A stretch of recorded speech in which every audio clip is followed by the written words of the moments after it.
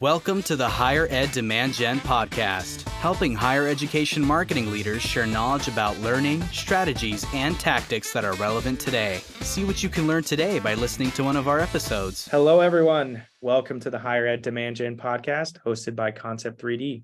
On this podcast, we discuss higher ed marketing topics on creating and capturing demand. Before we jump in, we have a quick message from our sponsors, Concept.It. Concept.It's purpose is to foster connections through technology, elevating the way businesses connect with their community by leveraging the power of events and location. If your school needs an updated interactive map, centralized events calendar, or virtual tour, please reach out to Concept.It at concept3d.com. Thank you. So let me introduce myself. My name is Shiro, and I will be your host today. And I am very, very excited to introduce our guest, Ryan Morabito, today. Ryan, thanks so much for joining us. Really excited to talk with you, Shiro. Awesome. And before we jump in, I do want to ask, can you tell us a little bit about yourself, your role, and what you're up to today? And at the very end, the icebreaker, what do you love about higher ed? Well, thanks for the opportunity to talk with you, Shiro. I've been in higher ed marketing for over 25 years now. It's been a privilege. I've seen the elevation of our marketing function, which is really exciting. And we still have to destroy some of the status quo and myths around marketing and how we can ultimately tell our story better to students and donors. So what I love about higher education, there's a lot, and I think so much is just an unrelenting focus on students and helping the transformative power of education to meet students where they are. Love that. Thank you so much for sharing that. And, you've been in higher ed for 25 plus years now, specifically in marketing. What are some of the good things you're seeing other schools doing in marketing today? Yeah, great question, Shiro. I think part of what we're recognizing is that now we have a seat at the table. Many colleges have recognized the importance of marketing. And so having a senior leadership role, I think is one of the things that we all celebrate and also know there's still work to do. There's a gap of understanding on many college campuses about what marketing is. And we as marketing leaders have a great opportunity to bridge that gap.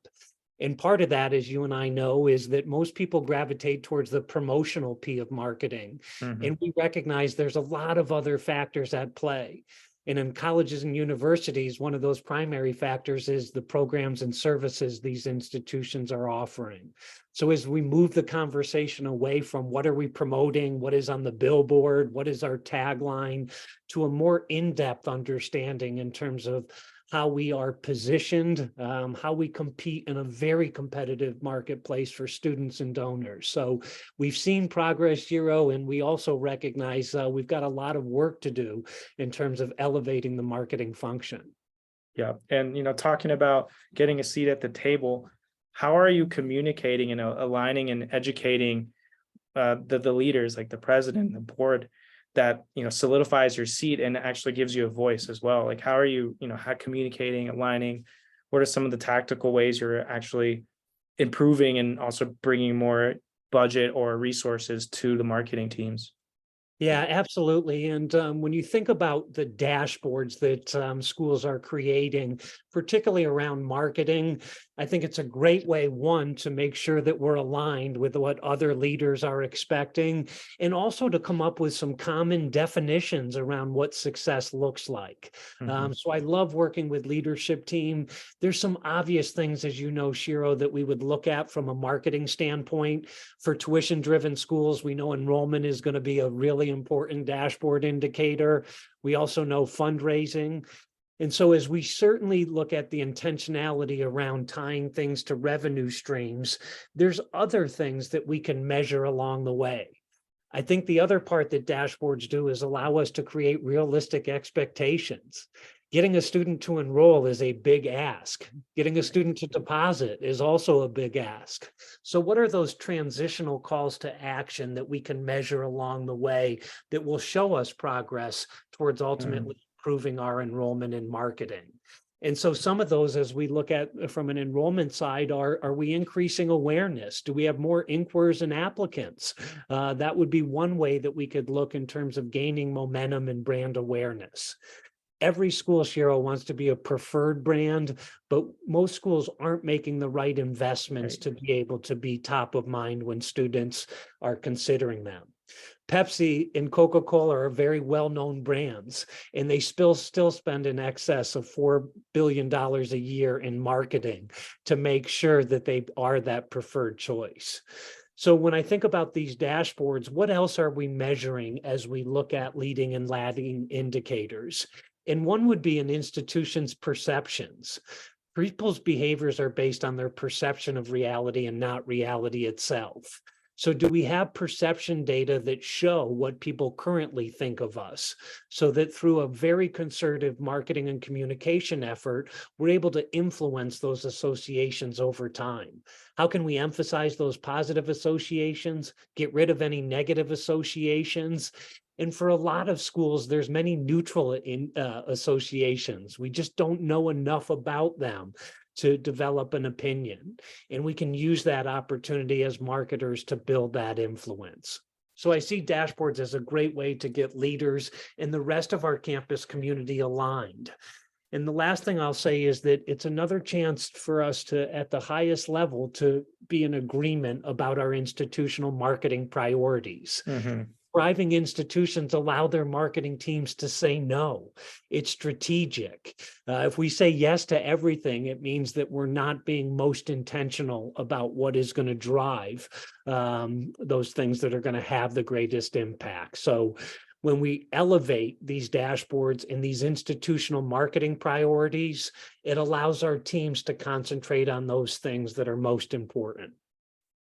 Got it. And do you have a common theme around what institutions should be saying no more to? Like, is there a common denominator there?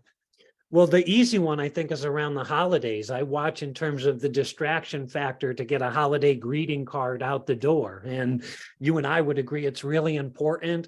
But what is not being done in terms of communicating not only with students and donors, but those that influence them? So with a very clear framework in hand, it allows to be able to say, no might mean not right now. But there's a lot of examples, Shiro, where being busy doesn't necessarily mean being strategic. And we need to give our teams a roadmap in terms of where we really want them to concentrate. Gotcha. And I had a question around awareness. You know, within your dashboards that you consult with to some institutions, like, how do you measure awareness, and how does digital play a part in that awareness measurement? Yeah, I think so much. We know that our website is our most important marketing tool. It's our face to the outside world. And you and I know there's also a gap at many colleges in terms of their online presence. So when I think about awareness, what do our website traffic look like? What in terms of new visitors, unique visitors, and how much time are our visitors spending on our site? So outside of some traditional metrics, we can really look and say, are we getting more eyeballs in terms of our marketing? And the website's a very tangible way to look at, are we able to increase awareness? And those perception studies, again, as we draw a circle outside of the typical college and university, allows us to measure in terms of those current perceptions and how aware people might be of the things our institutions are doing. Got it. And, you know, maybe the tide is shifting, but has it been hard to communicate, like, or to at least train marketing leaders to present to the board or to the president, like, that numbers like traffic or website engagement metrics, time on page, those are actually important metrics before, you know, more of those bottom funnel actions like inquiries or applications? Like, has that communication been difficult historically, and how have you overcome that? Yeah, I think, you know, there's a tendency to just think in terms of instantaneous. So we engage in a campaign, we invest money, and is that going to translate to more students? And hope, Shiro, is yes, but we know it's going to take some time. So again, this dashboard is a great way to say, what are we doing before we're able to enroll more students and increase our fundraising dollars? And so I think establishing a set of metrics, and also in terms of having comparative data. Schools Mm, collect a lot of different data points and information that in many cases they don't use. And so what we want to be is very focused in terms of those types of metrics we are going to look at. So again, in the enrollment funnel, some very important things that we can look at on the website, some really straightforward metrics that we can look at as we hope to improve those dashboards around enrollment and fundraising. And thriving institution are going to take measurement at certain points along the year. And then they're also going to be very targeted in terms of the comparative data they collect over time. So one question we'd love to ask graduates of an institution is, would alumni recommend this university to prospective students? And we want that standardized instrument. We want those same surveys, Shiro, so that we can compare apples to apples over time. And schools, in some cases, they collect a lot of data. And the question is, so what? How are we going to use that information right. to guide our enrollment and marketing strategies? Got it. Thank you. And it sounds like, you're trying to figure out the story and the narrative, how things are working from the student perspective. But on the flip side, I know you're very strong on, talking about the strategic narrative of an institution and creating that so that you can differentiate and, stand out from the crowd. Can you tell us a little bit more about what you mean there? Yeah, absolutely. And grounded with an underpinning of market research that really allows us to assess our current reality. I work with schools to really help them drive a positioning strategy. And as you referred, we can think of that as a strategic narrative.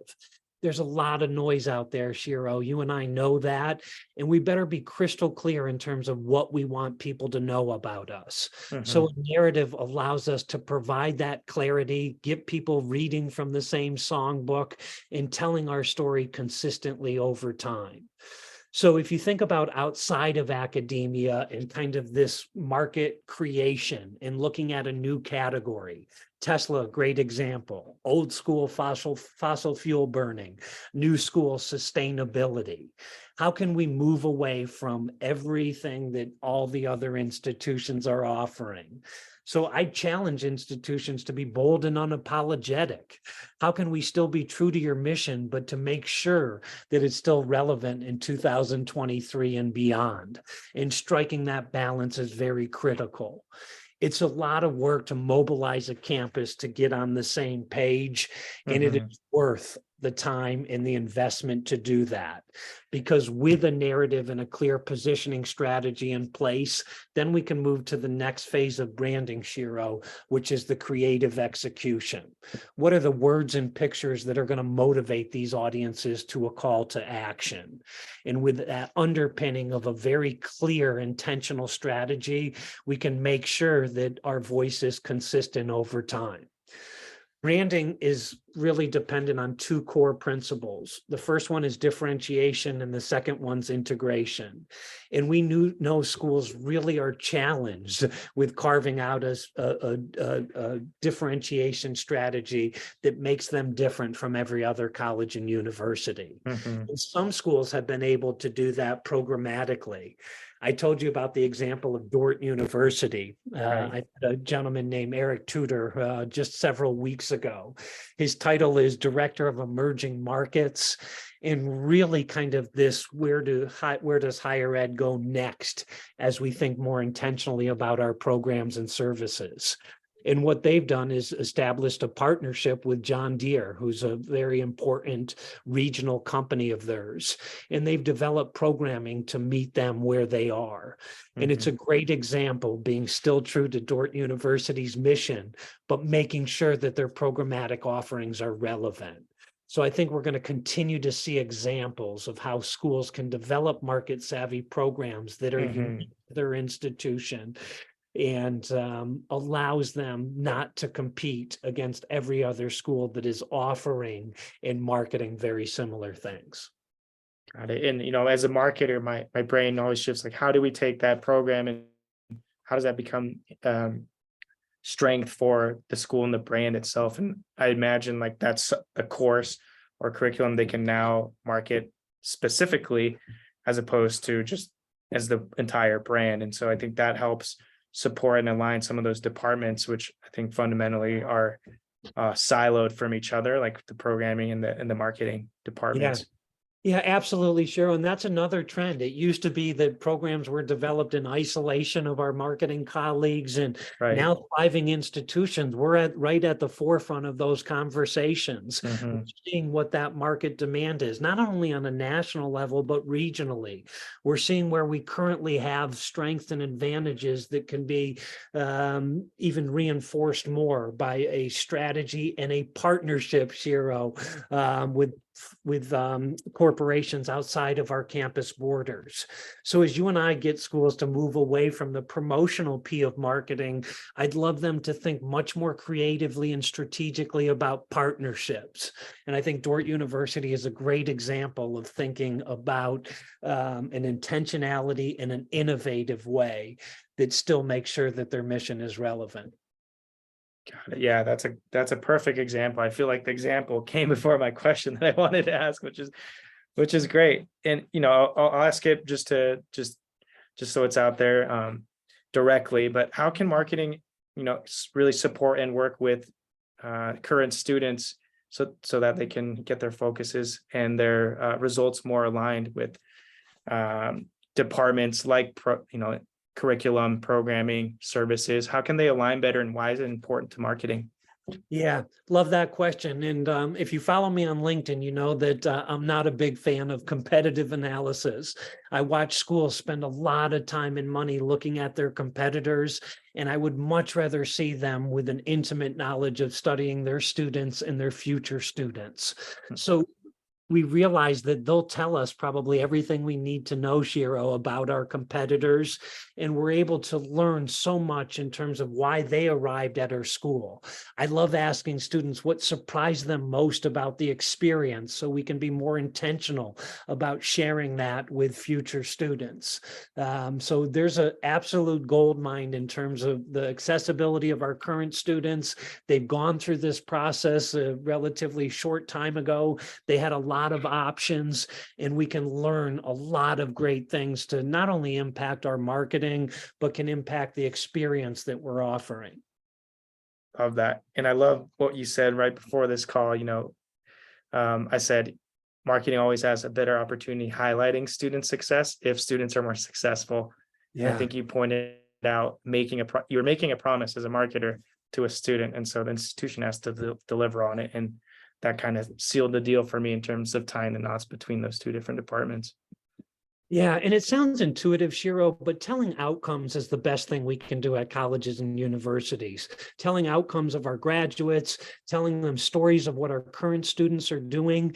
And once we're able to kind of check that box, we can be even more specific, tying outcomes to academic programs, so that over time, if I'm interested in a certain area, I can not only look at the aggregate, I can look at outcomes broken down by program and major.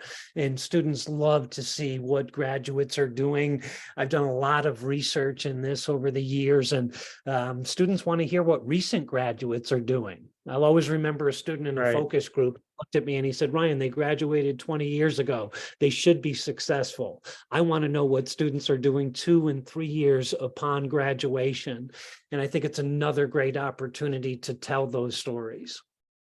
I love this topic, and I'm wondering if you've seen some good examples, recent examples, in the best way to deliver that. Like, what is a written format, like a blog, or more of like a case study important? Or are you seeing more success in like live video formats? What are you seeing working that's resonating?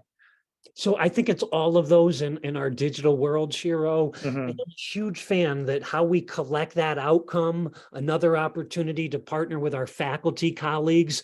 They're the gatekeeper of these students. So how we look in terms of collecting that great success story and then reuse, recycle, repackage. It obviously would play really well on our website, our face to the outside world. Mm-hmm. It would play well on social media.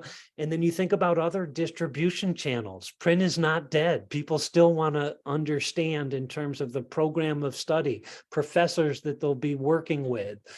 So I think we have a great opportunity as we collect these outcomes, not once or twice a year, in a very systematic way, to continue to infuse in all of our marketing these great stories of success.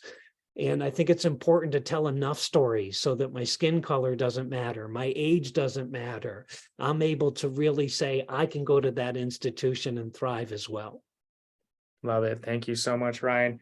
Thank you so much for all your knowledge, share, and insight. I was wondering where our audience and listeners could connect with you to learn more about what you're doing and the amazing LinkedIn posts and other posts you're making online. Yeah, I appreciate that very much, Shiro. I appreciate the folks on LinkedIn who have helped boost the signal in terms of shattering the status quo in marketing. Love for you to connect with me on LinkedIn. My email address is Ryan@5degreesbranding. And I'd love to connect with you and see how together we can continue to move the needle on this important discussion. Amazing. Again, thank you so much. And thank you for our listeners for tuning in. Please catch us in the next one. And of course, if you are in need of an interactive map, event solution, or virtual tour, please reach out to Concept 3D. Thanks again, everyone.